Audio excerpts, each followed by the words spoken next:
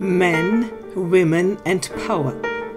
A live conversation in the wisdomfactory.net with John Freeman and Professor Dr. Barbara von Meybom. The event was hosted by Heidi Hörnlein and Mark Davenport in the Italian non-profit association Il Paradiso Integrale. This is part 2 with the topic Women Push the Evolution of Consciousness. Is that we are all caught up in what Spiral Dynamics or Integral would call the orange mindset. It's all very technological, it's all very material oriented, it's all very exploitative of the environment and so on. And that inhabits the planet to a huge degree. And the response that we have psychologically that comes out of the next mindset, the green mindset of looking at what do we think, how do we relate, and so on. It's arising both in reaction to that way of being thing-oriented and technologically oriented and mind-oriented.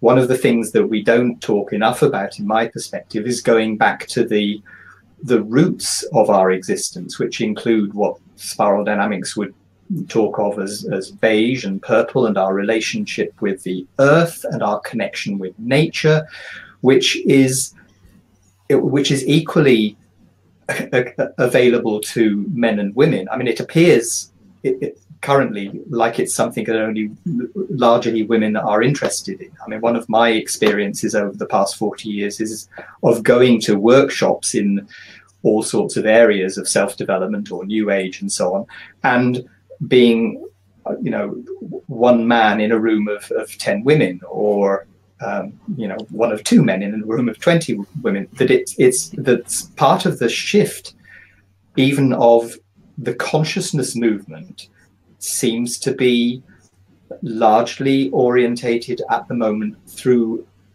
women and their engagement with those areas, which men have self-excluded from, or felt excluded from, or I don't know what. But Mark, you and I are still, I think, in a minority. Well, I would, if I refer to the Spire Dynamics, I think it's important that you mention purple. Because purple is sort of a connectedness on a very intimate local basis.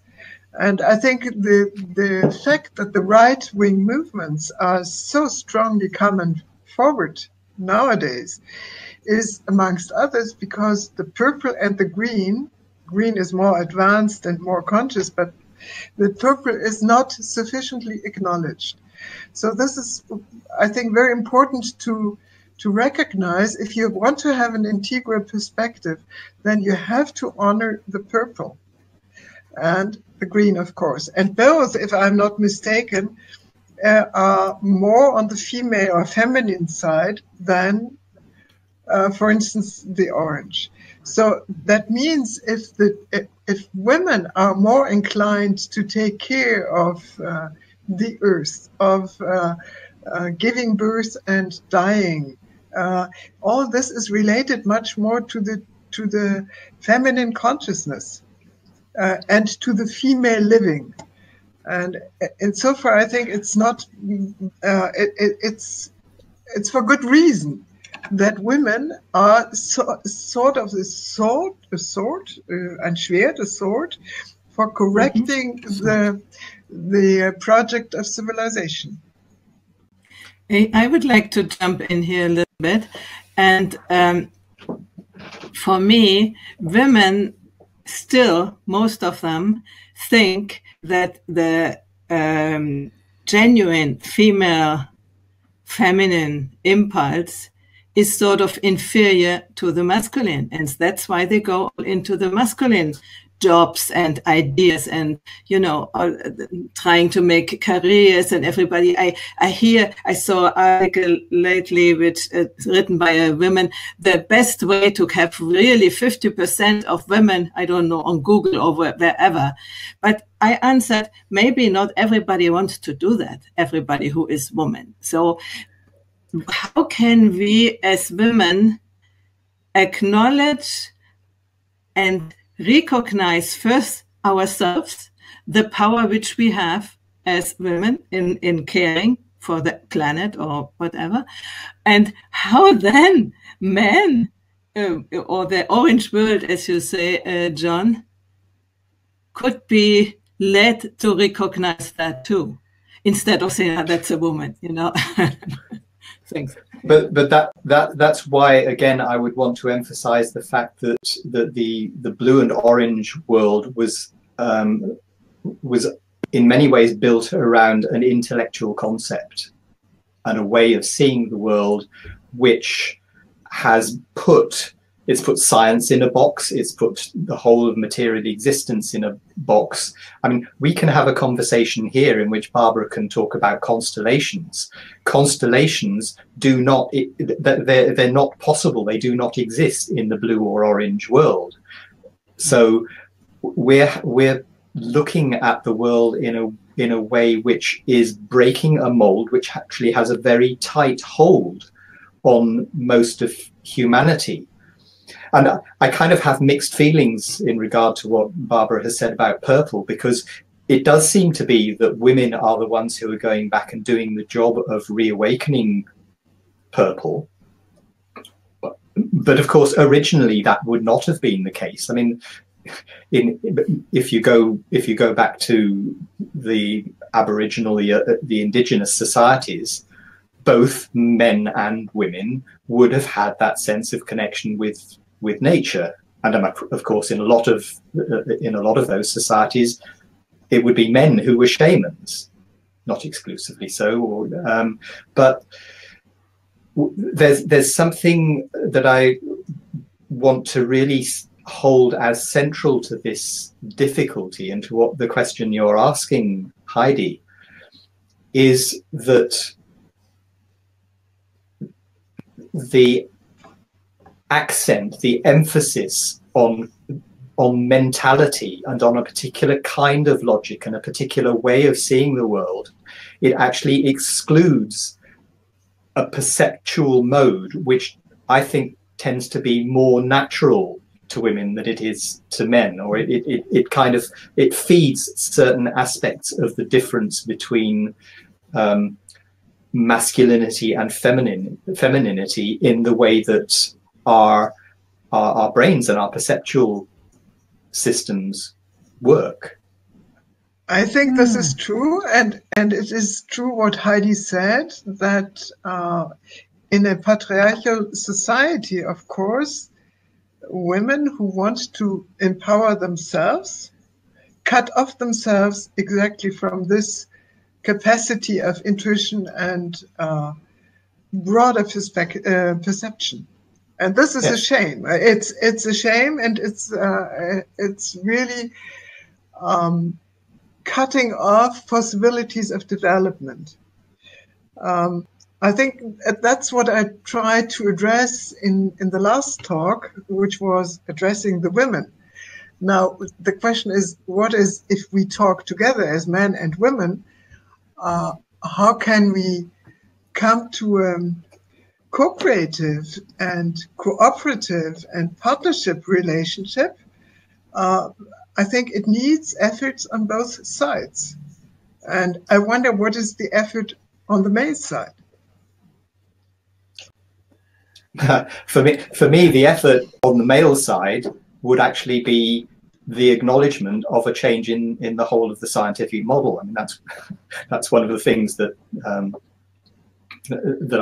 I've written about, which is the need to actually demolish the orange materialistic scientific model, and both men and women are trapped by that, and so men equally need to engage with the fact that that is a broken system, a broken point of view, because when both genders engage with that shift, then we will empower both of us to operate in a more connected and a more intuitive and a more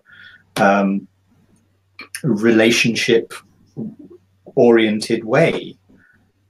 that to me is the integration. That is what happens when we find our way to step above the kind of orange-green split that we're sitting in the middle of, and that a lot of this conversation tends to get a little trapped in. We've got to get above that, and we've got to be able to include and transcend into a place that has both. This is something I was hinting at when I was talking about my perceptions in the 60s and 70s, when I first became aware of some of these issues, that, the world of work that I knew, the orange world, that is, that I was thrown into, whether I wanted to be there or not, left so much of me out of the equation. It was so unsatisfying. It just did not, it wasn't enough. And I was looking to women, and somehow they had some secrets here that I needed in order to fill up those spaces that the orange world did not leave me. And so I'm agreeing with you quite fully there, John. Indeed. And I wanted to add something about green in the feminine way of doing, or the female, let's say, and taking care.